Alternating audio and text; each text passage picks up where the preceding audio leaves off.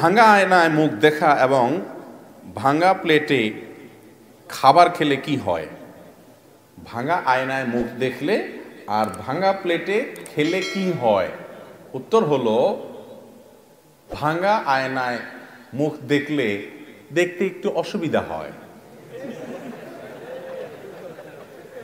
ভাঙা প্লেটে ভাত খেলে, কোনো কিছু খেলে, ওই প্লেটের যেহেতু ভাঙা, এজন্য ওই খাঁজে ভাঁজে জীবাণু ময়লা লেগে থাকতে পারে, সেজন্য এটাতে খেতে অনেক সময় অরুচি হয়।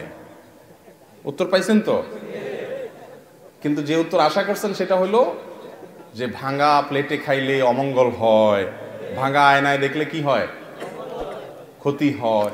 এগুলা সব আমাদের বানানো মাসালা, এগুলা সব আমাদের ইসলামের নামে কত ভুয়া কথা যে আমাদের সমাজে আছে, এর মধ্যে এগুলো একটা।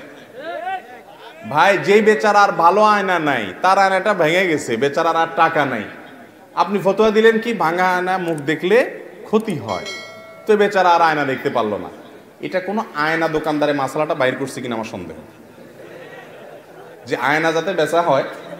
কারণ আয়না ভাঙলে আর দেরি করা যাবে না, এটা দিয়ে চোখ দেখা যাবে না, মুখ দেখা যাবে না, খবরদার আরেকটা কিনতে আসো, আল্লাহ জানে। কয়দিন আগে একজনে জিজ্ঞেস করলো একটা মাসালা, কি অদ্ভুত অদ্ভুত জিজ্ঞাসা মানুষের, বলে যে কাফনের কাপড় নাকি মূলায় কিনা যায় না। আমি বললাম তাহলে সব বাদ দিয়ে কাফনের কাপড়ের দোকান দিলেই তো লাভ।